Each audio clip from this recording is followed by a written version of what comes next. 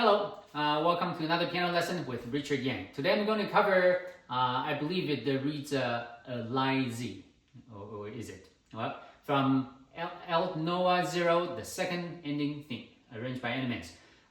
So in the video description below, you'll find a link to my video performance as well as the link to the sheet music, so you can follow along. So this piece is deceptively difficult, and the three-hand technique used here is one of the most confusing ones that I found. So for example, the everlasting guilty crown, that is just fast. This is very confusing. So hopefully with my help you can do well. And it also features probably one of the most epic sounding chorus. And there's also a difficult section on the repeating notes on the right hand. Is extreme. It can be very stressful for your right arm. And also, if you play this piece long enough, you will realize that your pinky, the left hand pinky, will get pretty scarred because it's a lot of the octaves will really rub against your pinky, right? So let's begin. And so we start with mezzo piano, and just remember that every time change pedal here, right? So I will just get that out of the way first. So.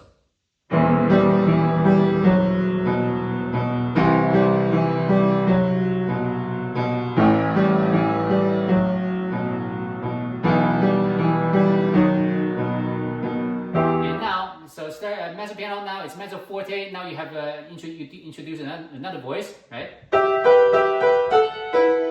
And left hand. Okay, so there are different voices now.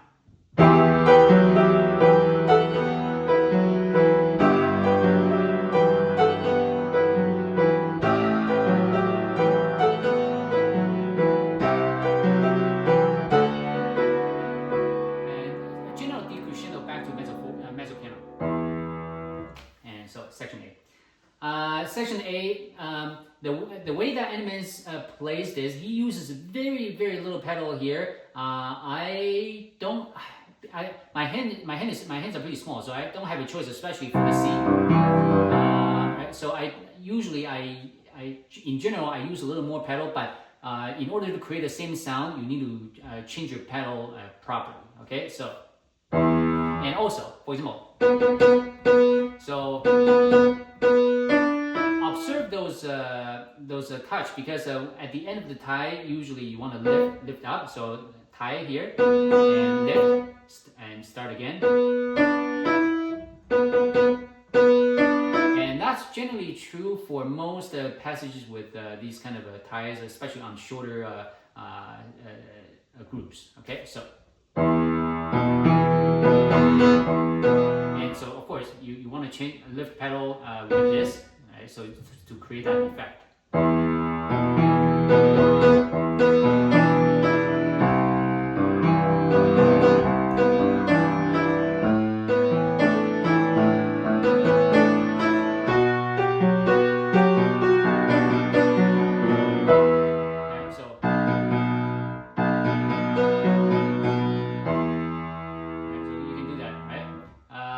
And now a different voice, and on the top you have,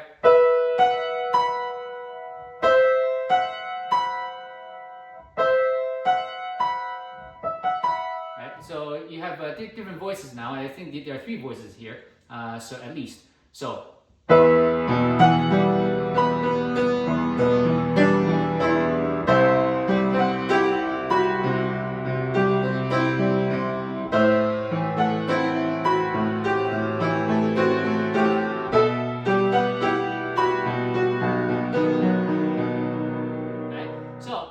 This is the part that it looks fairly straightforward on paper, but in execution it's extremely confusing. So let's start again. And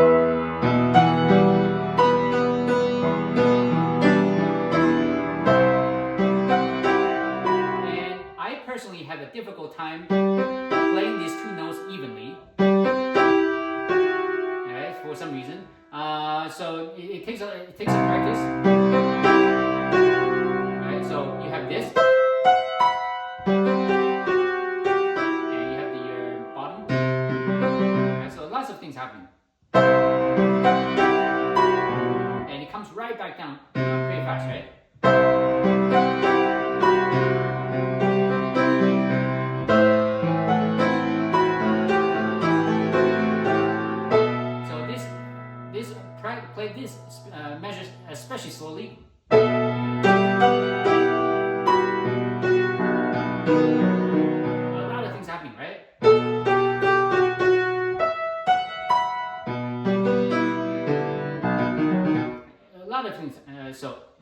lot of things happening at the same time.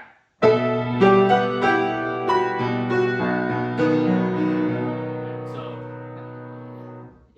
just slow practice and make sure that you can hear the distinct voices.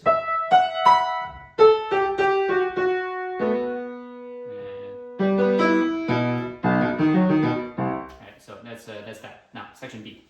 Section B, this is a non-legato, so on the left hand anyway. So don't intend to play legato. And in fact, if you try to think, it's all in the way you think. If you think that you need to play these detached, that would make more sense. For example, it's mezzo piano, but I'm gonna,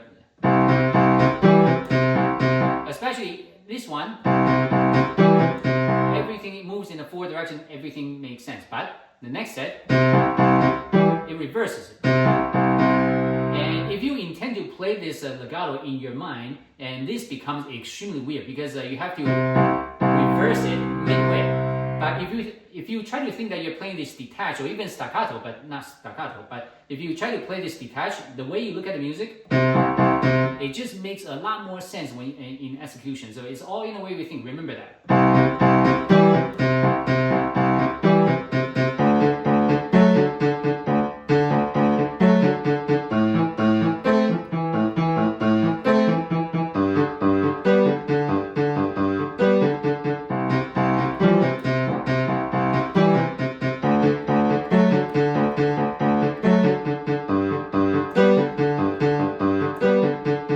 So that's one element, and the second element is the fact that when Animenz plays it, these notes, he holds it as long as possible, and he can do that because he has a huge hand. So his fingering will be a little different than mine. But anyway, I'm just saying that if you can hold them longer, do, and they can stand out a little more as well because it's almost like an offbeat clapping, right?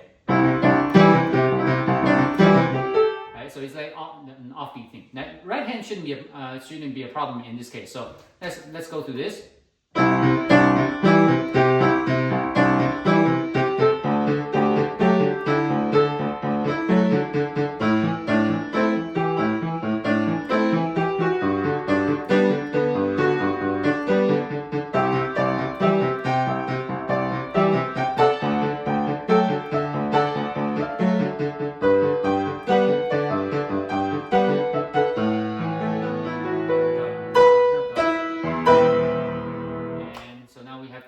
The first chorus in section C. So section C, there we go.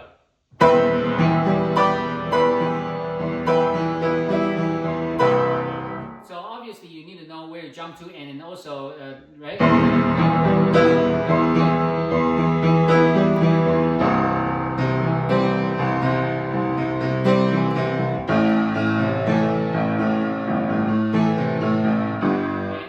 The pattern is pretty much the same. You're just starting from different keys, and know your right hand.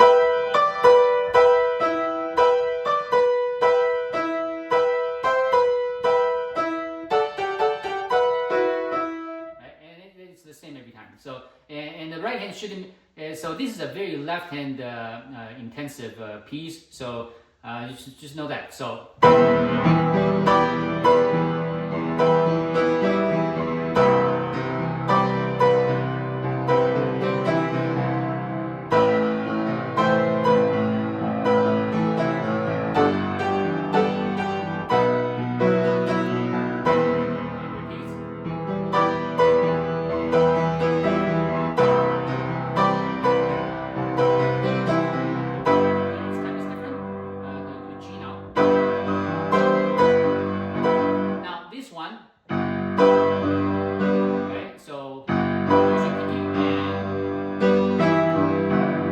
If your hand is big enough, I think Animenz can cover this with one hand. Like I obviously not even close.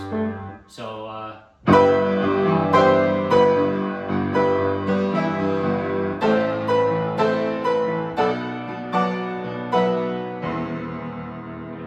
So is that making sense? I think the difficult part for you might be. these two together, right, you might be playing, right? But you know, you keep them, try to practice that.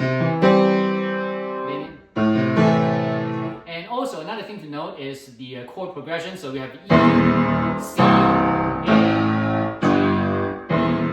right? So and E, C, A, G, E, C, A, G. Sorry, E, C, A, G, E. That is the first set. Second set, C, E, C, G, A, B. And remember that because throughout the piece, that is the same chord progression, and later on, knowing that will help you a lot. Okay, so I think I'm just going to do it one last time.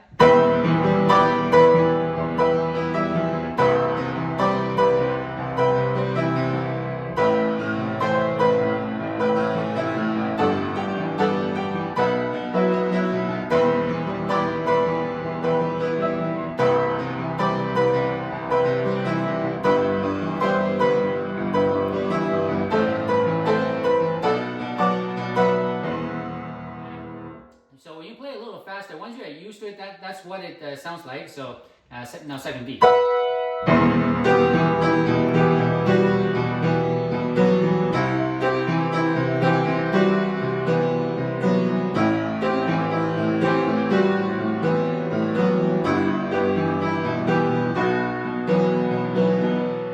So there is really nothing too technical about this. It's just that you need to understand the timing.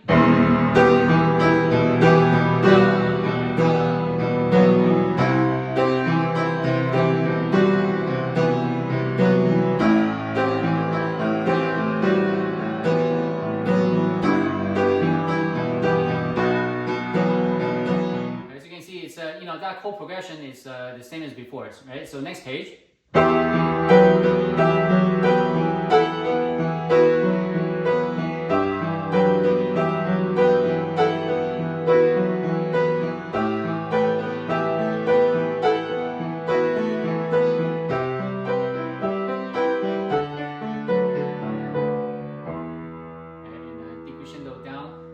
So you can do this, right? Right, so let's just practice and okay, section E.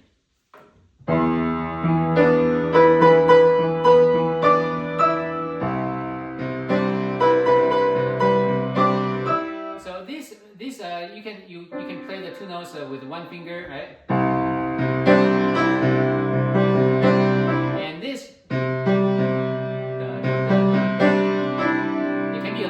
Because you need to make sure that you open your hand as wide as possible. Because right after it goes down, G to C, you play this.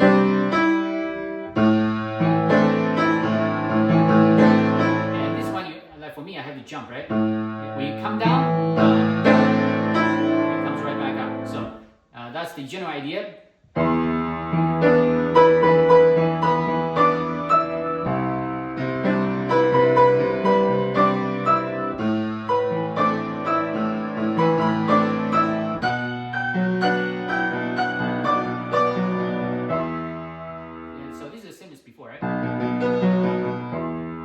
And now this section again can be very confusing.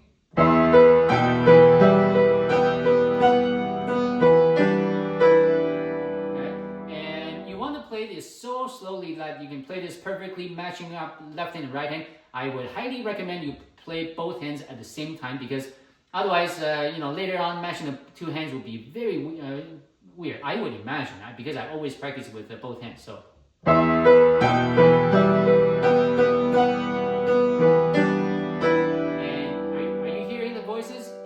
If not, you need to rethink what you're playing. Right?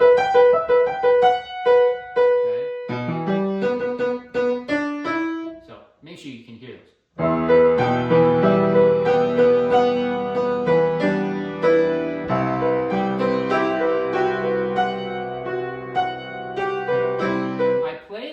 In this case, it's a strange case. I play the G with the right hand. It makes a little more sense.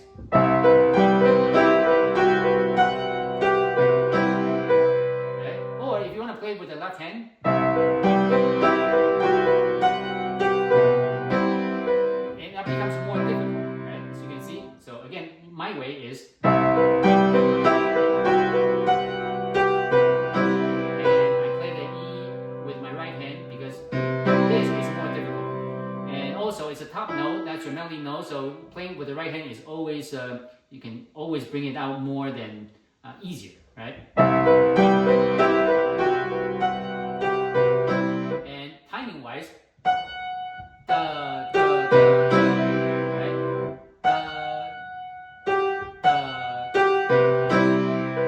Right? So the timing, this particular spot took me a while to really understand. It's extremely weird. Looking at the music, it shouldn't be that difficult, but it's not difficult, but it's very confusing. Okay, now move on.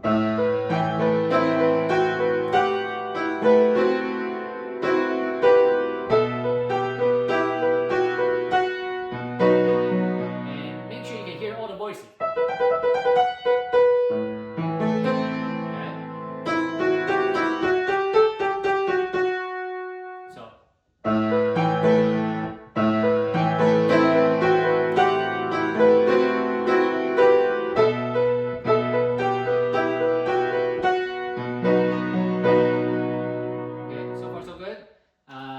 Section F, right hand, easy. Right.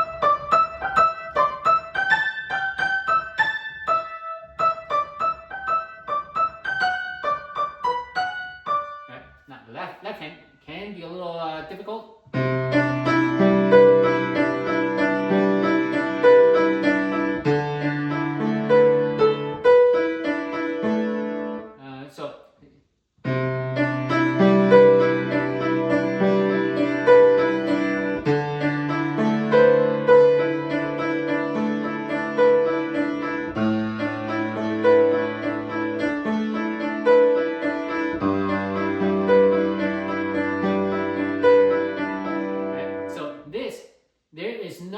I don't think there's any trick to it. It's just that you need to wait until, keep playing it correctly, slowly build up the speed until it gets built into your muscle memory. It will, so.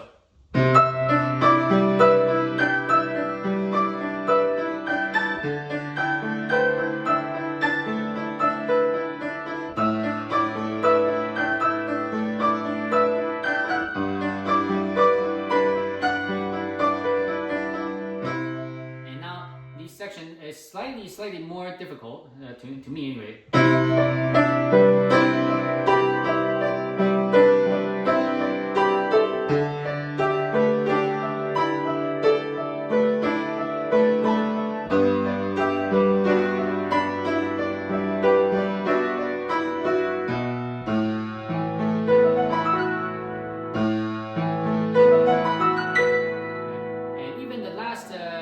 Arpeggio mentioned that right hand, left hand is not hard, but it's very unnatural. Two at a time.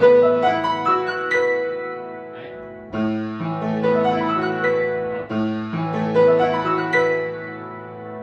Okay. So, in this section, I do have a little bit of a tip. So when you play this,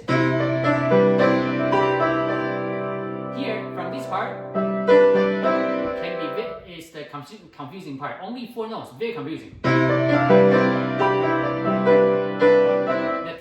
The tip for you is that, remember, this goes up, and then so you have to somehow convince yourself of this pattern, and once you're convinced, then you can play. Because it makes sense in my mind, and this is the kind of stuff that's a little more difficult to really teach, because the way I recognize these patterns may be different than how you will recognize this pattern. So. And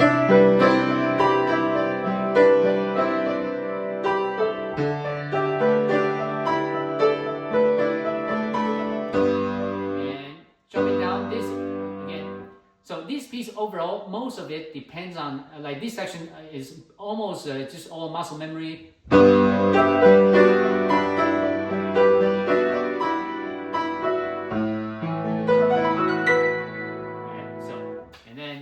So hopefully slow practice until you get it. This you really need to wait until it gets into your muscle memory. It takes some time, okay? So section G is the same as before, so I'll just very quickly play over.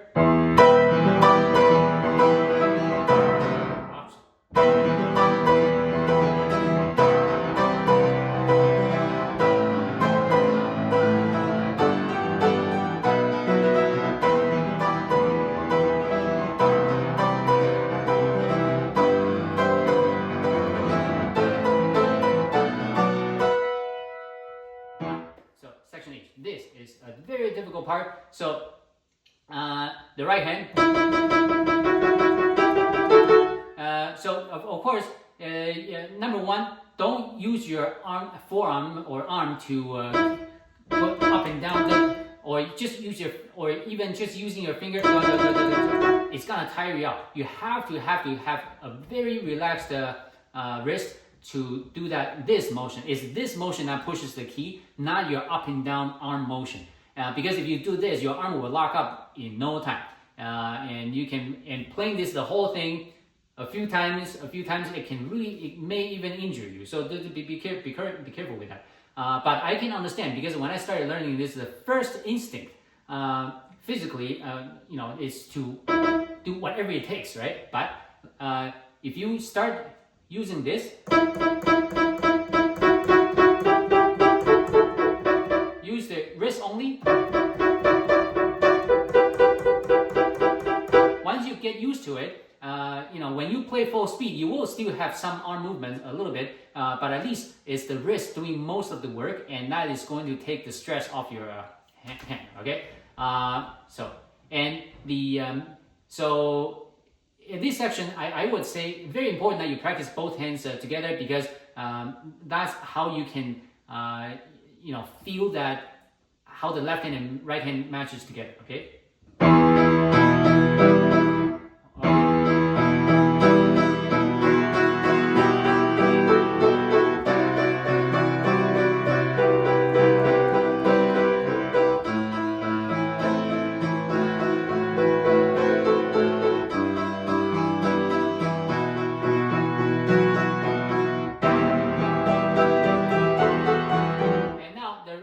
Left hand, my trick is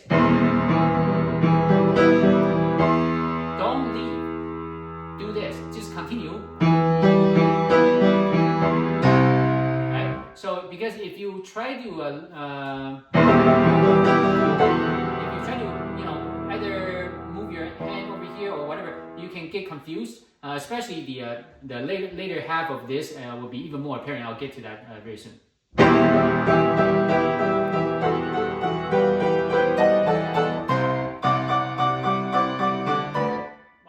And you'll know, so anyway, notice my right hand. Even, instead of doing the,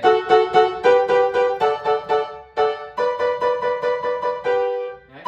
If you don't see any wrist movement, then that's indication that you're using your forearm, your whole arm, and you'll notice that your arm will start to really get really sore soon after. So do the best you can to use your wrist, even here. So the up and down motion, so do that as much as possible.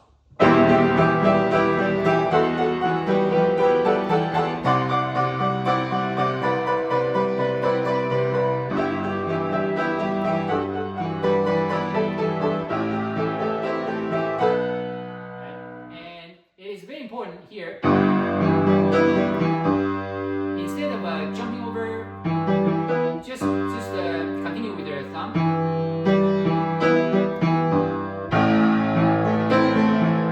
Okay. So, and let me do this one last time.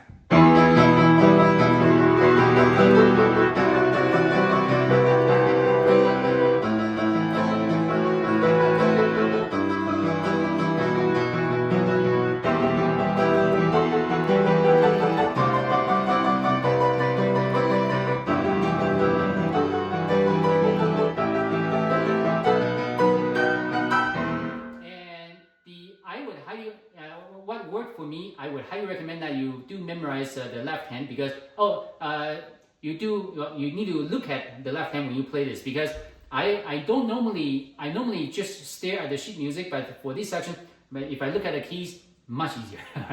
By not looking, I had a difficult time. So. And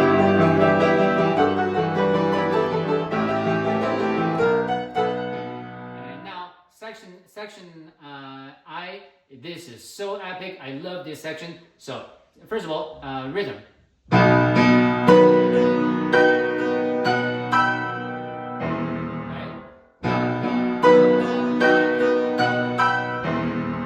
remember that. So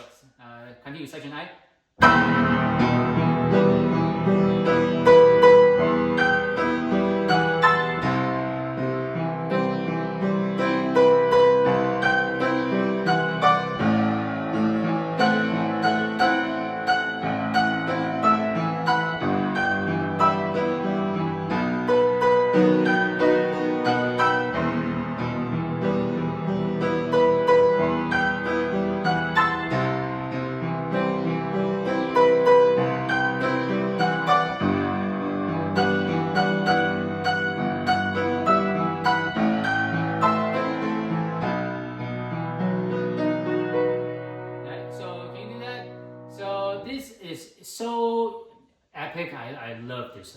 So one last time. I'm gonna do slightly faster. You can look at the previous one for the slower version.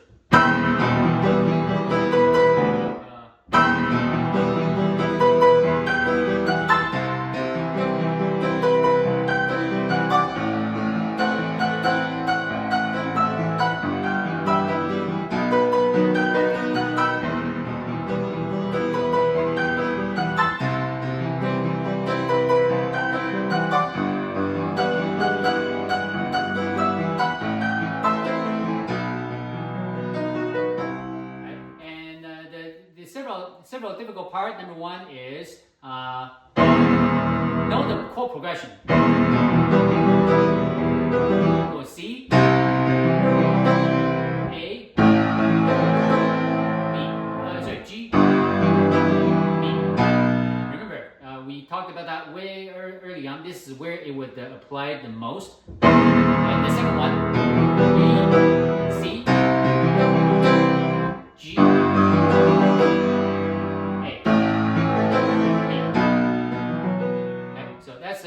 So that's the next element, and another one is can you play the top notes together?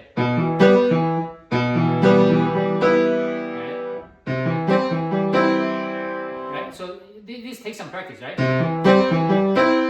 So that's the different elements. So we have the rhythm, we have the chord progression, we have playing the two notes together, and some jumps, and right. So a lot of stuff going on, but if you just practice slowly, this section is so satisfying to play after you learn it. Section check, same as before. So I'll just play through.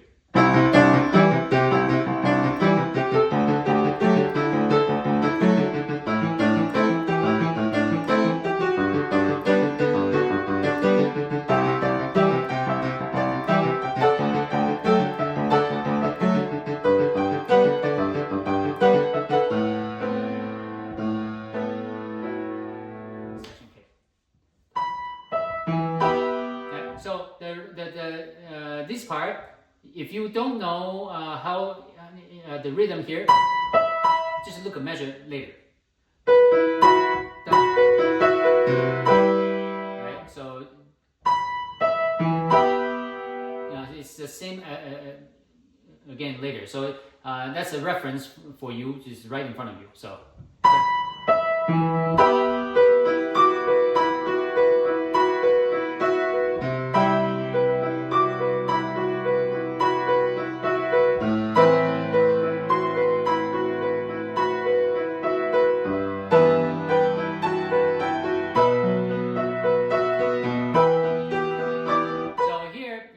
Voice now, right? And you also have this. Right.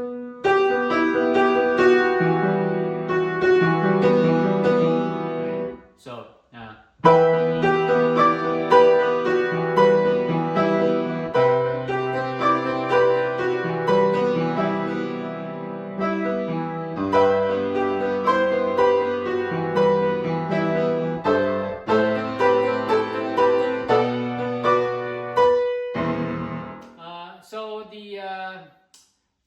it just takes practice. And the left hand, because the melody, they have different timing, right?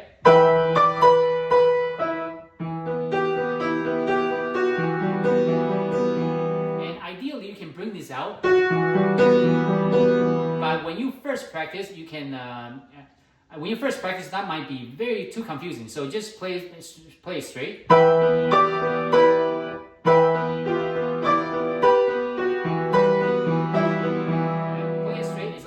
But once you get used to it, just know that you have and you can put the bring out the melody at the right timing. Okay, so section L, it's extremely similar to before, same chord progression and all that. So.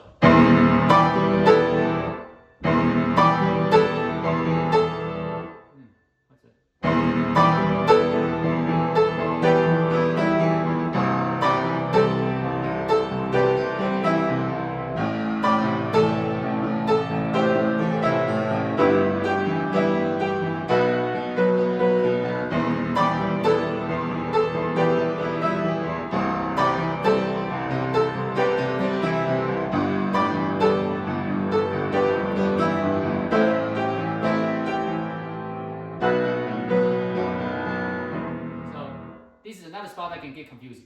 Left hand. So try to think this way.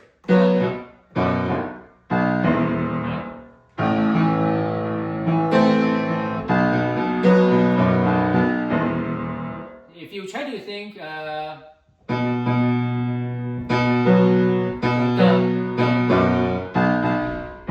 that would be too strange. So you want to think this. So again.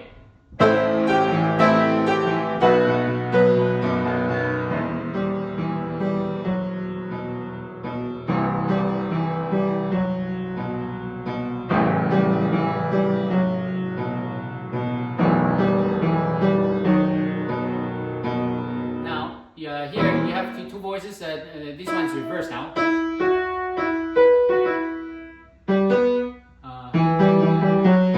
Right, so.